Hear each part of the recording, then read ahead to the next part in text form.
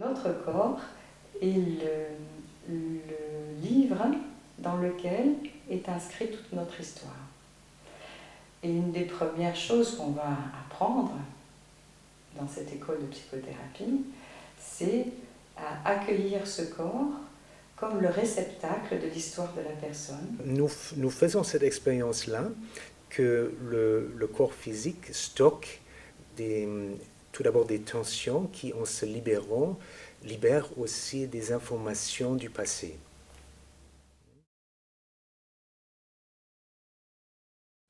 Donc c'est vraiment accéder à la profondeur ou aux émotions par le corps.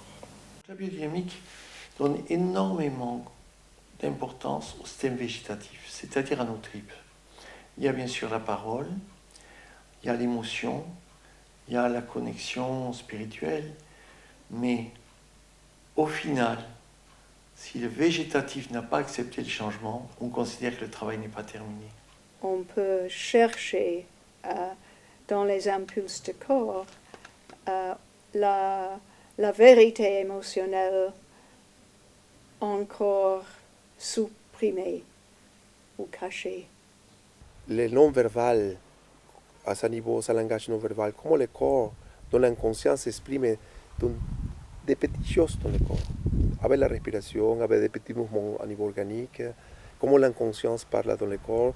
C'est un langage universel.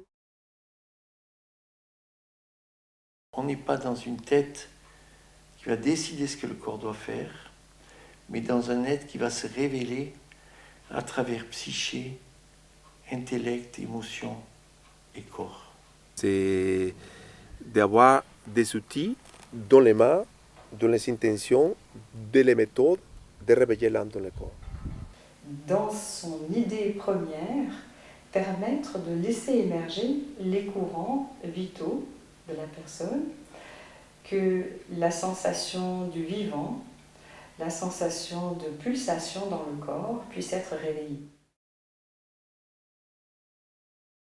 La psychologie biodynamique est une des rares thérapies qui a une intégration aussi grande, à mes yeux, à la fois du système totalement autonome que le système végétatif, physiologique, de la pensée, de l'émotion, du mouvement et du spirituel.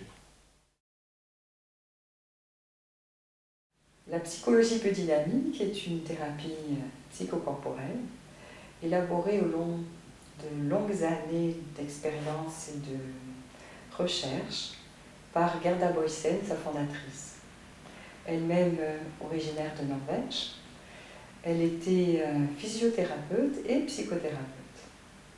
Elle a ensuite émigré à Londres, où elle a développé encore son travail de psychologie biodynamique, et c'est précisément dans les années 70 que le nom de psychologie biodynamique a été donné à ce courant de thérapie psychocorporelle.